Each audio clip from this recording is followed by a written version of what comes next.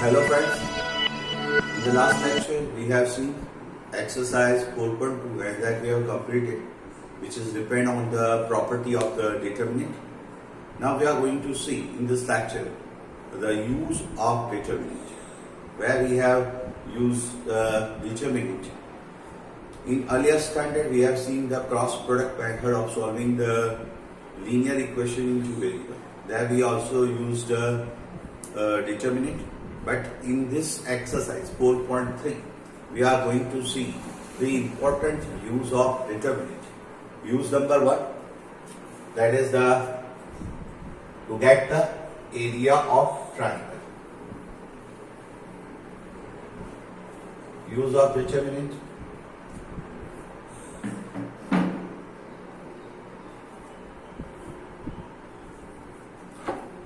To obtain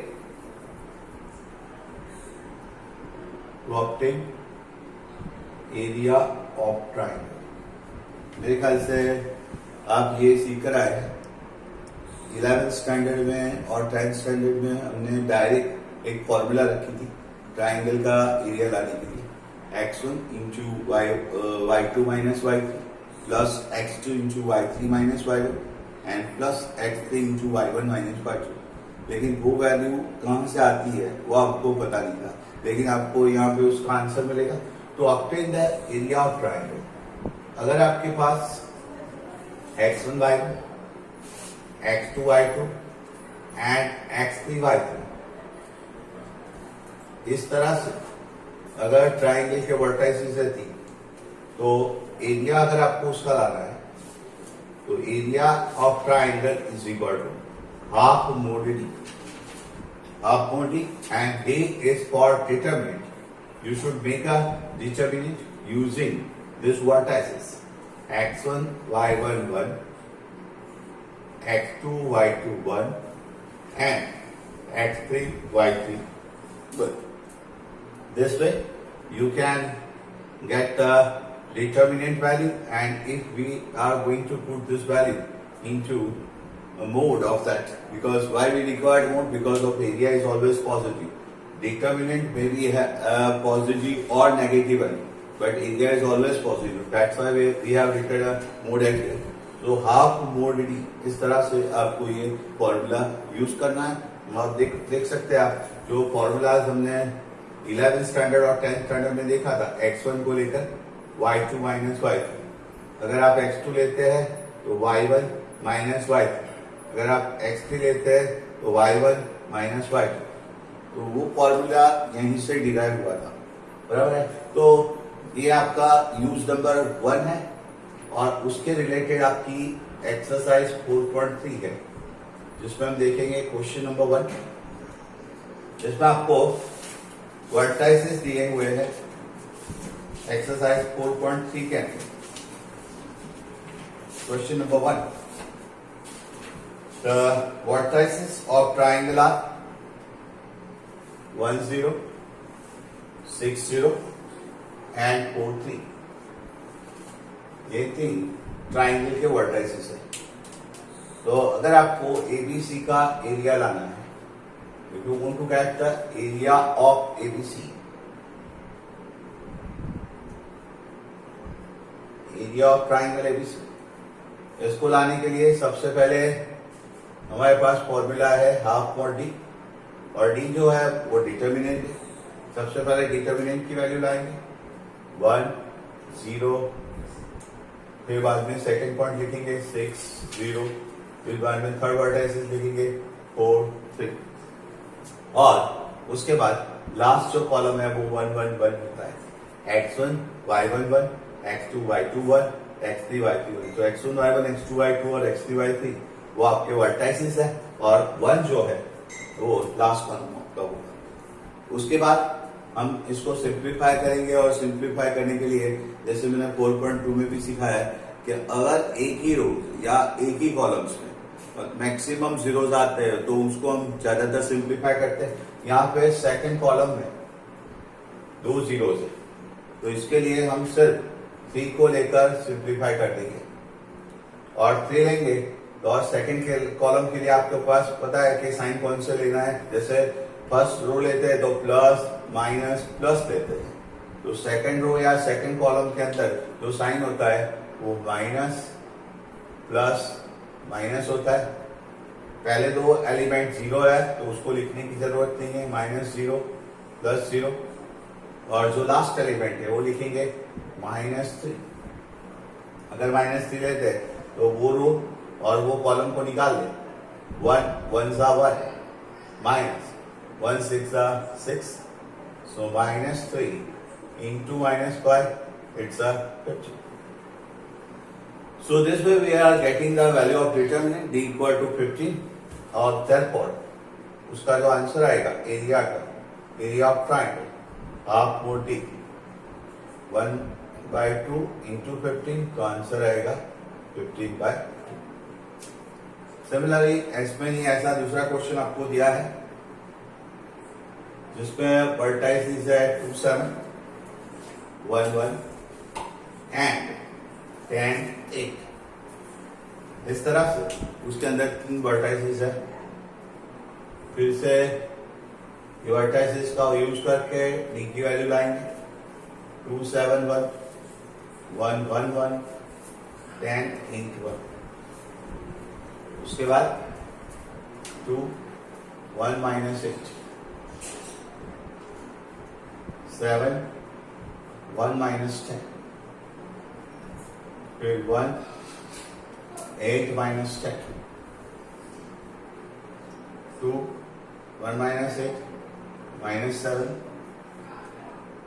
-7 with -10 and 8 -10 it's a -2, तो इधर होगा -14 प्लस 63 -2, 63 माइनस 14 into 60, तो ये होगा 47, एंड दैट उसका जो एरिया मिलेगा हाफ मोड डी, तो half into 47, so answer would be 47/2। So it's a number 2। तो ये आपका पहला यूज है कि use number 1 to obtain the area of triangle, and this are the examples of it. अगर आपको वर्टाइसिस दिए हैं तो आपको उसका एरिया मिल सकता है। आपको पता है कि अगर ट्राइंगल बनाना है तो आपको 3 नॉन कोलिनियर पॉइंट्स चाहिए। अगर 3 नॉन कोलिनियर पॉइंट्स है that we will get the area. लेकिन अगर ये तीनों 3 पॉइंट एक ही लाइन पे आ जाते हैं that is called a collinear points, और अगर कोलिनियर पॉइंट्स है तो there is a no area, there is no triangle form, and therefore उसका जो एरिया आएगा वो मतलब के डिटर्मिनेंट जो आएगा उसकी वैल्यू 0 हो जाएगी। सो अगर x1 y1 1, x2 y2 1 and x3 y3 1 equal to 0 होता है, that is the required condition. तो ये तीनों पॉइंट ट्राइंगल फॉर्म नहीं करेंगे। अगर ये डिटर्मिनेंट 0 मिलता है तो ऑब्वियसली एरिया 0 हो जाएगा। तो in this case we will say the points are collinear, the points are collinear. तो ये उसका दूसरा यूज है कि अगर आपको पॉइंट को कोलिनियर प्रूव करना है, that is the third second required condition, determinant should be 0। तो उसके रिलेटेड आपका क्वेश्चन नंबर 2 है, एक्सरसाइज 4.3 के क्वेश्चन नंबर 2 दिया है जिसमें आपको ऐसा बताया गया है कि points A, B plus C, B and C plus A, C and A plus B. Prove that these points are collinear, ऐसा आपको बताना है। तो आप उसको कोलिनियर बताना है तो उसकी जो डिटर्मिनेंट की वैल्यू आएगी वो आपको 0 बतानी होगी। A B plus C1, B C plus A1, C A plus B and 1. You are going to prove these points are collinear, and for that you have to prove this is equal to 0. And if you are proving this is equal to 0, so here we are adding second column into first column. Column number 2 को column number 1 में add करते हैं तो आपको मिलेगा a plus B plus C, यहाँ पे होगा b plus C plus a, यहाँ पे होगा c plus a plus b, और कॉलम 2 जो है वो आपका ऐसे का ऐसे रहेगा b plus C, c plus a plus b, 1 1 है। कोई भी कॉलम को ऐड कर सकते हैं, कॉलम 2 को भी कॉलम 1 में ऐड कर सकते हैं, तो वहां पे भी आपको सभी जगह a प्लस बी प्लस सी मिलेगा। और a प्लस बी प्लस सी जो मिलता है तो कॉलम 1 में से a प्लस बी प्लस सी जो है उसको कॉमन निकालेंगे तो उसका जो सिंप्लीफिकेशन आएगा वो कुछ इस तरह से मिलेगा। यहां से अगर a plus B plus C common ले लिया तो 1, सबसे पहले a plus B plus C common, इसको बाहर रखा, और बाद में 1 1 1 b plus C, c plus a plus b, 1 1 and 1। तो column 1 and column 3 this are same, column 1 और कॉलम 3 सेम है। अगर दोनों सेम है तो आंसर शुड बी 0। डिटरमिनेंट में हम जानते हैं कि कोई भी रोज या कोई भी दो कॉलम अगर सेम होते हैं तो आंसर 0 आता है। तो इसका मतलब ये हुआ कि डिटरमिनेंट जो है उसकी वैल्यू आपको 0 मिली, and therefore the points are collinear, that we can से।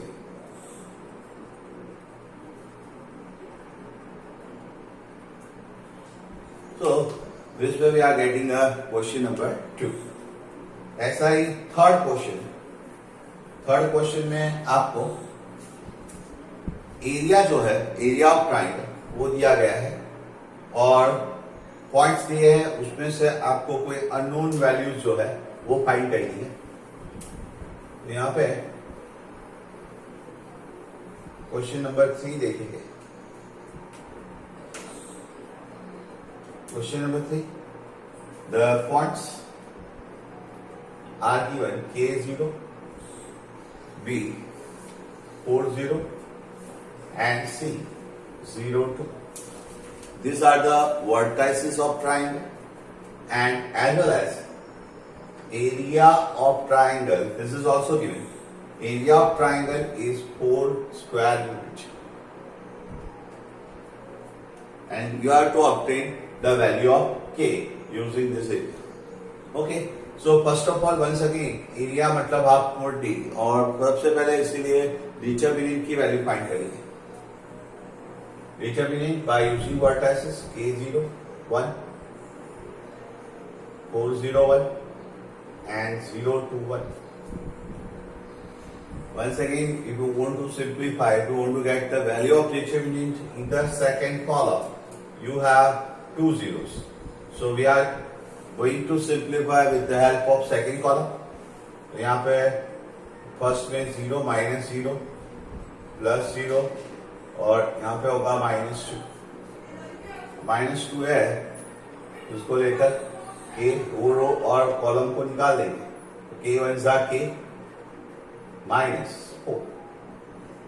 सो डिटरमिनेंट की वैल्यू मिलेगी आपको -2k plus 4 2s are 8. So this way we are getting the value of determinant 8 minus 2k. अब डेल्टा मतलब एरिया, एरिया मतलब half mod D, और उसके बाद हाफ डी की वैल्यू है 8 माइनस 2k, वो यहाँ पे रख दिया है। ये दोनों में से 8 माइनस 2k में से हम 2 कॉमन निकाल देंगे और ये 2 के साथ कट कर देंगे, अदरवाइज ये 2 अंदर ले जाकर डिवाइड करें तो आपको मिलेगा 8 डिवाइड 2 4, 2k डिवाइड्स 2 k, और जो डेल्टा मिलेगा, डेल्टा है एरिया और एरिया है 4 स्क्वायर यूनिट। और जब भी हम मॉड्यूलस को निकालते हैं तो सामने प्लस और माइनस लगता है, तो एक बार प्लस लेंगे और एक बार 2 4 माइनस के, और एक बार -4 लेंगे, 4 4 cut, and therefore here we get k equal to 0। एक k को इधर लेंगे और -4 goes to this side, so again we will get another value of k equal to 4 plus 4. And 4 plus 4, it's a 8. So the another answer of k equal to 8. So by this way, if you are given an area of triangle, that we can also obtain the value of k, and this kind of question would be asked in 1 or 2 marks. These are question IMP for MCQs also. So please keep in your mind. So it's a question number 3. हमने अभी तक 2 use देखे हैं determinant के.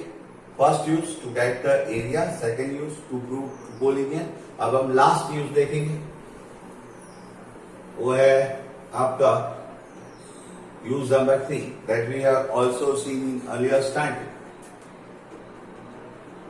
That is the equation of line.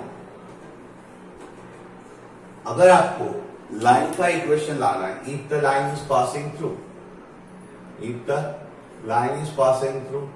2 points, ax1 y1 and bx2 y2, so we'll obtain the equation of line by this way.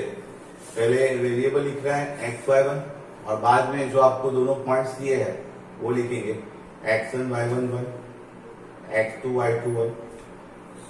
हमने ये जो equation of line, Cartesian equation of line 11th standard के 10th chapter में देखा था. वहां पे आपको डायरेक्ट इक्वेशन दे दिया गया था x minus x1 upon x2 minus x1 equal y minus y1 upon y2 minus y1. This we have also derived with the help of determinant. वो भी हमने डिटरमिनेंट से हम उसको ला सकते हैं. तो ये आपका थर्ड और लास्ट यूज ऑफ डिटरमिनेंट है जो आपकी टेक्स्ट बुक के according. Number 4, question number 4 which is depend on this use. Question number 4 के अंदर आपको 2 क्वेश्चन दिए हैं.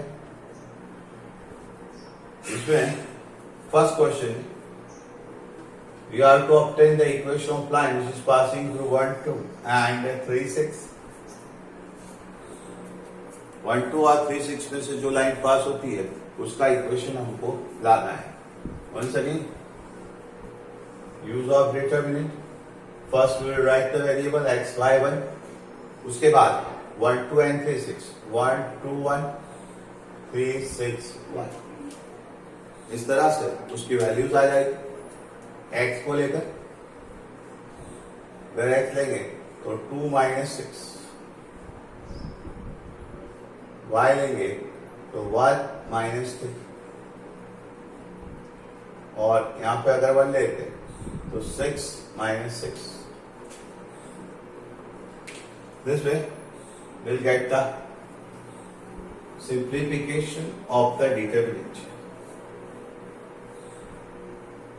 is equal to 0. अब 2 minus 6 minus 4x, 1 minus 3 minus 2, 6 minus 6 0, minus 4x plus 2y equal to 0. तो 4x equal to 2y, so 2x equal to y. Otherwise ऐसा भी लिख सकता है 2x minus y equal to 0. तो इस तरह से ये आपका फर्स्ट क्वेश्चन होगा. और ऐसा ही दूसरा पॉइंट आपको दिया गया है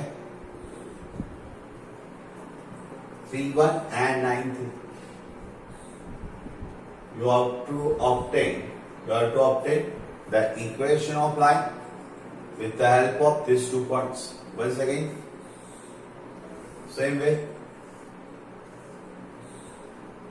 x y 1 3 1 1 9 3 1. अब इसको सिंप्लीफाई करें. x लेंगे तो x को लेकर 1 माइनस 3, y लेंगे तो 3 माइनस 9 प्लस 1 लेंगे 9 minus 9. This is equal to 0. So 1 minus 3 minus 2x, 3 minus 9 minus 6 minus minus plus 6y, 9 minus 9 it's a 0. So 2x equal to 6y. 2x equal to 6y, so x की value मिलेगी 3y. So this way we are obtaining the equation of the line with the help of determinant if the 2 points are given. And the last question of exercise 4.3. 4.3 का last question जो है आपको दिया गया है वो MCQ type का question है जो हमने ऑलरेडी आगे देख लिया है क्वेश्चन नंबर 3 के अंदर, जिसमें आपको वर्टाइसिस दिए हुए हैं और वर्टाइसिस के ऊपर से एरिया और area is 35, so we have to obtain the value of K. 2 - 6 B 5 4 and C K 4. So ABC are the vertices of triangle and area of triangle. This is given as 35. So 1/2 mod of A 35. सबसे पहले हम D की value find कर लेंगे. D मतलब determinant and these values are 2 - 6 1 5 4 1 A 4 1. Using first row we are giving a simplification 2, then 4 - 4 minus second element rotated minus 6, then row and column will cut, so 5 minus K. फिर से 1 को लेकर 20 - 4. उसके बाद 4 - 4 0 minus plus 6 into 5 - K plus 20 - 4. 6 5s are 30 minus 6K minus 20 minus 4K. 30 plus 20 it's a 50 and 10K. ये आपका D हुआ. अब ये जो वैल्यू है हम इक्वेशन में रखते हैं. ये जो D की वैल्यू आई वो इक्वेशन में रखते हैं, आपको आंसर मिलेगा half 50 minus 10K equal to 35. ये 2 को ले जाते हैं सामने, तो 50 minus 10K equal to 35 into 2 70. अब आप देख सकते हो कि हर एक जगह से 10 10 10 कॉमन है. 50 10 और 70 सब में 10 कॉमन है, तो निकाल देंगे. So 5 minus K equal to 7. Mod को निकालेंगे तो दो ऑप्शन होंगे प्लस और minus. So 5 minus K equal to 7 and 5 minus K equal to minus. K को इधर ले लेंगे, 7 दूसरी साइड आएगा. 5 minus से K 7, so 5 minus 7 it's a minus 2 and 7 and K, so 5 plus 7 it's a K equal to 12. So आपको K के दो आंसर मिलेंगे -2 and 12. So जो आपको ऑप्शन नंबर D के अंदर दिया है, तो ये क्वेश्चन जो 5th MCQ है उसका आंसर होगा ऑप्शन. तो इसी के साथ हमारा ये एक्सरसाइज 4.3 खत्म होता है. नेक्स्ट लेक्चर में नए एक्सरसाइज के साथ मिलेंगे. तब तक के लिए सी यू, बाय.